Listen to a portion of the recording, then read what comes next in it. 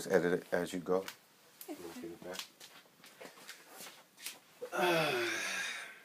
So this is Tea with Flowers here with Mrs. Humphrey and Mr. Humphrey, and we're doing an interview for Third Period Christian Existence with Mr. Basil.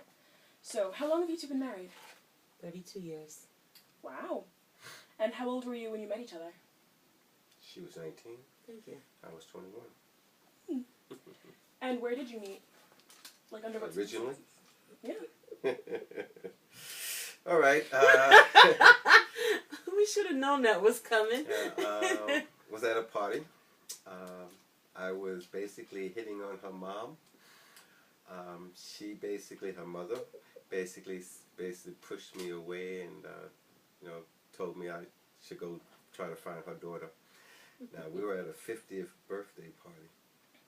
So I'm saying to myself, if you have a daughter that's here, how old are you?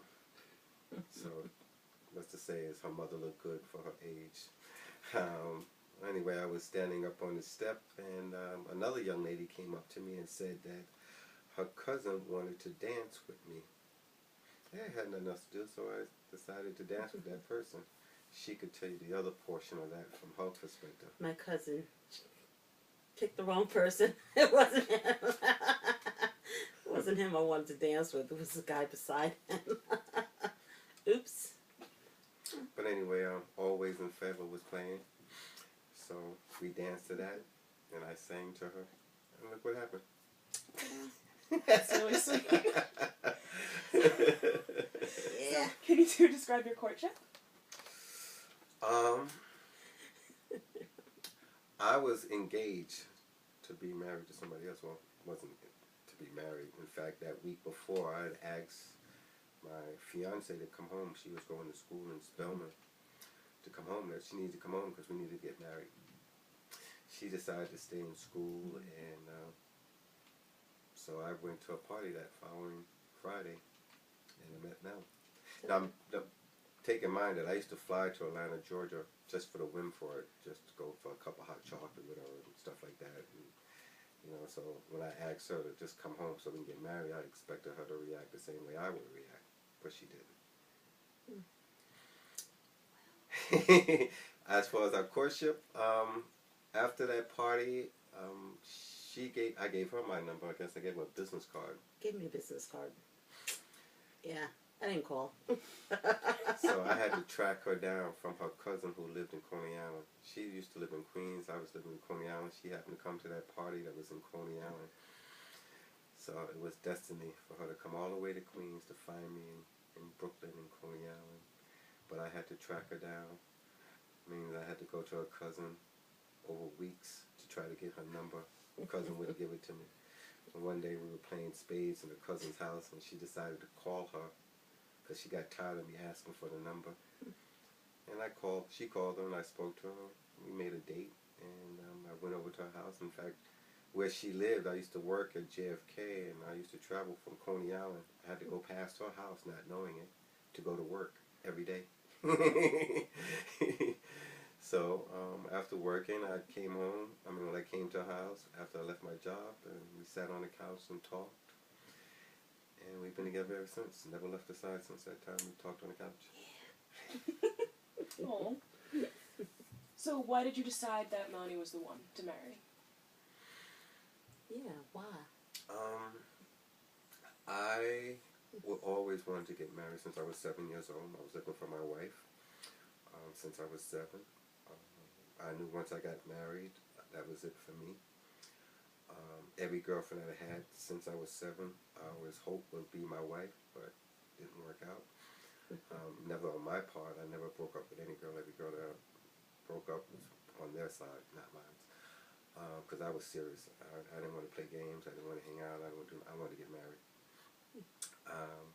I just asked her, "You want to get married?" She said, "Sure, why not?" Yeah, sure. I always knew there was divorce. I was like, if it doesn't work out, next. Yeah. Before that time, though, I was reading books like Man is Still in Velvet, The Man's Touch, books that worked on me being a man, being a husband, but that worked out. She was just la la la la la. It didn't really matter, so it all fell on me to basically. That's 19.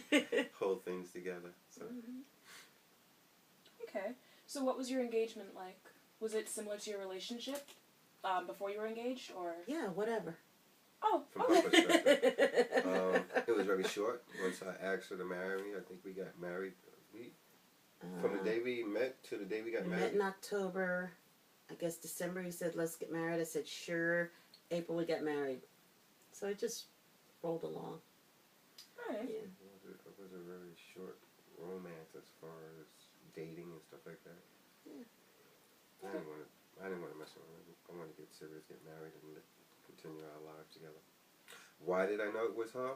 Because I think that was the question. Why did I choose Melanie? Why did I ask her to marry me? It just fit. It was, prayed about it, felt good about it, felt peace about it. That was it. Okay. So, did you have marriage on your mind at all before you met? No. Oh. No. Not at Right. all. So, how did your expectations of what marriage would be live up to the reality of what it's been for the past 32 years? Yeah.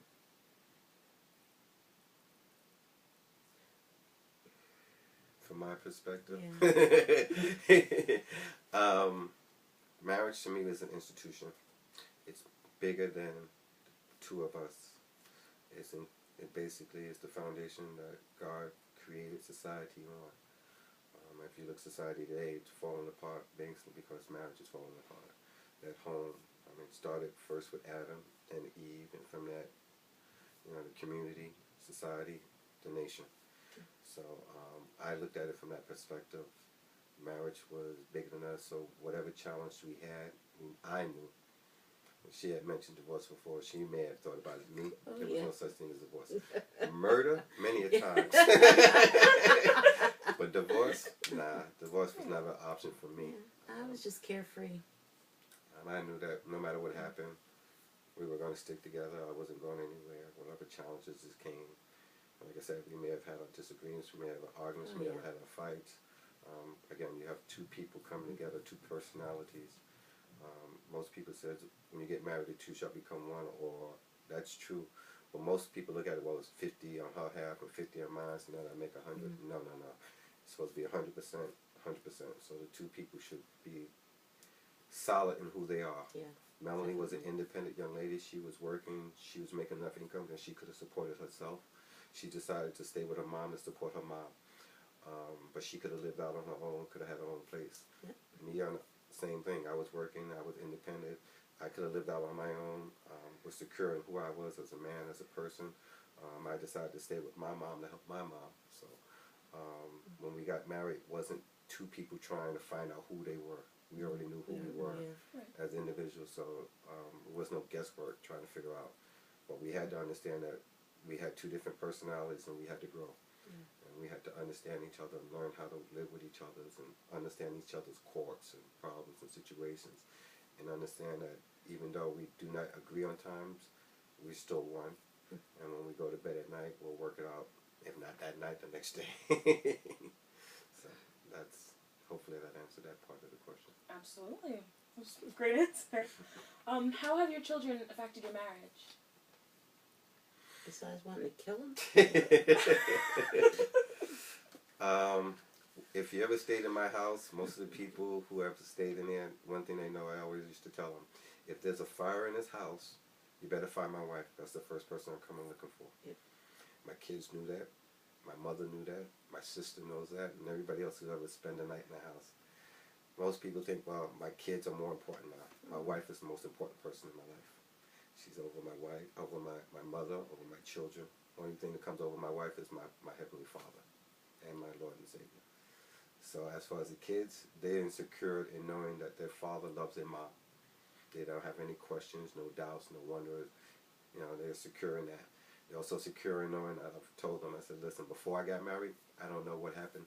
There's no girl ever came to me and said that, she was pregnant by me or anything like that. So there's not going to be no half-brothers coming up and said that they older than you. Older than you, maybe. Younger than you, no. So my daughter is 32 years old. You will never find a kid coming up to her younger than her saying that she's her half brother or half sister. Older, 35, 37, I don't know. No one's ever come to me to this date. I don't know. You know, but as far as anybody from 32 down, there's no kids out there. Arguments because of the kids? Yes. Disagreements because of the kids? Yes. You have, I'm probably closer to my daughter than my son. She's closer to my son than her daughter. And I So think that's normal too. yeah, you know, so we'll work on that. Hopefully we set a foundation that they can grow their families with, something to look on, something to compare to, an example. That's all we can hope for our kids. But as far as affecting our marriage, not that much. It added to our marriage. Of course, it grew our family. We had our good times. We enjoyed it and everything like that. They're all adults now. And what I'm looking for now is the next generation, how they build their families. I have a granddaughter now, and looking at her and how she's going to grow up, and looking forward to her. She's already talking about she wants to get married. You know, she's 4 years old. You know, it's like, don't worry, babe, I'll marry you. Okay, Papa, we gonna get married. No problem. You know. So. It's all the princess movies talking about true love stories. Yeah. Yes, Yeah. so, Okay. so in that way, I'm happy for her. But again, I want her to be secure of who she is as a woman, and not looking that somebody is going to meet those needs. No, she should go in there already secure and know who she is, and that's what I hopefully install in her, like I try to do into my daughter and to my son. Hope that answered that question. Right. Okay, so how important are things like cultural background and similar values in a marriage? It helps. Yeah. I mean, our backgrounds culturally pretty much, well, he's a city boy, I'm a country girl. Her side of the family hugged a lot. My family was very cold. They didn't hug. It's the weirdest thing. That's okay. I taught his mom how to hug before she passed away. Wow. That was, yeah, that's major. The non-hugging thing in his family. That was, and they're loud. They're Brooklyn people. Not saying they're all loud. But his family was loud. Our family, we're quiet. We get everything done, but we do it quietly. His family will get it done, but everybody in the neighborhood will know what's happening. You ever see been to a wedding and you see a candlelight ceremony where they take two candles and they light a third candle? Mainly it was like two families, her side of the family, his side of the family, light a candle. You know, we blow out a candle. A lot of people you say, well, when you get married, you're bonding two families together. I don't believe that's true. I believe you're creating a third family, which is separate from the other two. So yes, my family was cold and loud, and her family was very loving and hugging. When we came together, we bonded, brought those two, and we created another family. It's quite interesting. Which also was able to influence my side of the family. And I also influenced theirs. Because her side of the family was a very dominant women very dominant in that family, mainly because the men weren't around. So the women had to step up and take responsibility. When I got married, well, before I got married, I had a book that was called Man of Steel and Velvet, and one of her cousins looked at it, and basically the steel part was the first part, where it shows how the man should be the head of the family, man should make the final decision, everything lays on the man. And she, like, her cousin, like, oh no, this is never going to work, because she understands she's coming from a dominant woman's family. Where, no. But she never read the velvet part, where the man should put the woman on top of a pedestal and support her and beat it back and try to make things better for her. And so that's basically where I came from, into that family, into that dominant woman's side of the family, where they can say, okay, wow, here's a guy who stood, here's a man who's somebody who took up responsibility. So in that way, I affected her side of the family, like she affected my side of the family with the hugs and the loves. So the cultural differences, yeah, we came together. What were the other differences? Like similar values such as religion, life outlook. Yeah, same. I was lucky. I caught her as a young, very naive young Hey. lady. Now, if she would have probably been older and was more solid in her beliefs or stance, it may have been a little bit difficult. But because she was so young, not saying vulnerable, but open-minded to receive, it was a lot easier for us to grow. Not saying that everything that I said was true, because that's It not wasn't. true. No way. It's a marriage where we both grow from each other, and I've learned so much, because I am definitely not the person I was when we got married.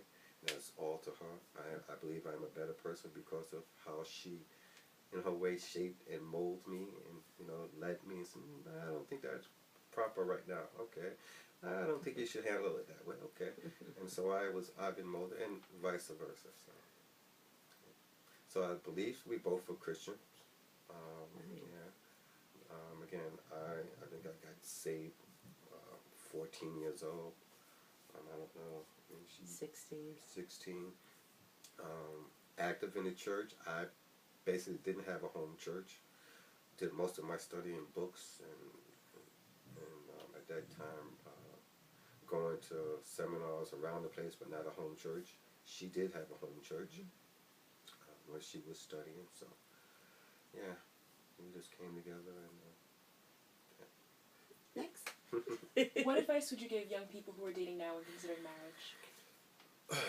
again, first work on you as an individual. Find out who you are. Yes, be solid in who you are as an individual. Because if you go broken into a relationship, thinking that other person is going to fix that brokenness, you're in for a long haul. Because that other person's probably working on them. And that's where a lot of clashes come from, is two broken people trying to come together, or trying to find that person's going to fill Two that halves void. becoming whole instead of two wholes becoming better. So Well put. Work on you as an individual. As far as dating, wait, pray, talk it over.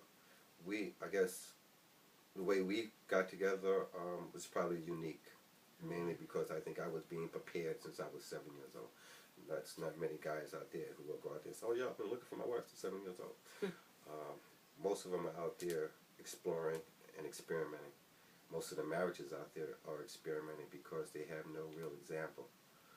So they got to experiment. They have nothing to compare it to. There's so many broken families out there that who do you look to now? I know on my side of the family, everybody stepped around. I mean, everybody. Brothers, sisters, uncles, mother, grandmothers, everybody stepped around. And I knew that stuff was going to stop with me. So that's not going to happen. I mean, we used to go to family reunions where you'd be talking to some young lady and they say, you better not be talking to that girl. Why not? That might be your cousin. Excuse me? Might be my cousin. Yeah, you never know. We had uncles over there and girlfriends of the uncles over there with her kids, and he's over here with his wife and her kids. And us kids, we just play together. We didn't care, but, it's like, no. And no. So, being serious, understanding who you are, understanding the importance and the magnitude of marriage, that is not about you. It is an institution that God created to sustain communities, society, and nations. Take it very serious. When you make a vow to say, for better and for worse, that doesn't mean that when things get tough, you run. I think a couple of weeks ago, we've seen some famous actress talk about she was going to get divorced because of sweatpants. She was saying it jokingly. Because guys shouldn't wear sweatpants, or women shouldn't wear sweatpants. That's why I'm getting divorced. She said it jokingly, but if you really look at it, that's what society is doing now. For any old reason, they're getting divorced. Well, I don't like the way he talked to me today, or she talked to my friend, and it's like, nah. A vow is something very serious. Think about it before you make that decision, and be willing to stay through the good times and the bad times, because there will be bad times, but that's life. Sorry about that. Anything else? Looking back, would you do anything differently if you could? no, that might cause more trouble. I don't do anything differently. You change the past, you change the future. So True. can't. Because that's Who's to say what you changed in the past is going to be a better future? Yeah. Can't. Because if you make a change, what role would you go through? Would it take you down the road that you are at today? You don't know. So I don't know. You can't change the past. Okay, fair enough. What do you think is the key to a happy marriage? A happy marriage. Lots of weekend trips. Each A individual is grandchild. different. For her, she needs to get away at least once a month just to regenerate her battery. And as a husband, I have to understand that, so I have to make sure that I do that for her. Another person, it may be, hey, we just need to go out to dinner, once a week. I just need, so you have to find out what's best. For them, the individual couple. Yeah, what I think what your question leading at, because most people, we love each other, so that's why we get married. There's 4 different kinds of love. There's family kind of love, like how you love your brothers and sisters and your mother. There's friendship kind of love, how you like your best friend. There's kind of love that you have for your daughter. And then there's what we call agape love, the God kind of love. The God kind of love means that no matter what happens, I still love you. No matter how whatever goes on. I mean, there's sexual kind of love, and that's what most young couples, when they get married, they have that sexual, I love the way she looks, I love how she feels, and that stuff. That can only go but so far. And that only lasts. Because then when you see somebody else that looks better than what you think your wife looks, because your wife got a little older, or your husband got a little, lost a little hair, what do you do then with that love that you have for the physical portion of it? So it has to be something other than just love. Like I said, commitment to the institution of marriage and what it means. That we're going to build a family, and we're going to stick together no matter what. And that means outside forces from families or friends that's not going to come in and affect us. Most problems with young people, they listen to so many different other people. Mother-in-law, both sides. The husband listen to her mom or whatever. And that's why I said that 2 families come together but creating a separate one when you get married. And it's mom and dad, y'all got to step back. This is my wife. And like I said, no one's more important than my wife. Nobody. Everybody who comes around me knows that. Work, job, church. Even church. My wife is more important than the church. What I mean by that is the church building, the situation, because before God created, or Jesus created his church, he created marriage. So, marriage first. And Jesus also said to the body of Christ, love your wife like I've loved the church. Don't you love the church, you love your wife. Let me love my church. A lot of people get mixed up. They start loving their church more than their wife, and that's what happens with a lot of pastors and Christians and stuff like that. They spend so much time in their church that the husband or wife is being neglected. So, okay. Now, what role does God play in your marriage? That is where we get all our information from. The purpose of marriage, purpose of who I am as an individual, purpose who I am as a father, husband. So yeah, we look to him first for almost everything, if not everything. He is our source, the God. He's the one who created marriage. So I have to look to him, get my direction. What am I supposed to be? How will I handle situations? How do I supposed to treat my wife? How am I supposed to treat my kids? How am I supposed to treat my neighbors? So, it's all in a nice book. Yeah, it's called a manual. Most people call it the Bible. But a lot of people, everything you need to know. Yeah, a lot of people spend more time studying for their career than they do studying for marriage. I mean, if we would spend as much time studying how a marriage should work, I think we'll have a lot more successful marriage.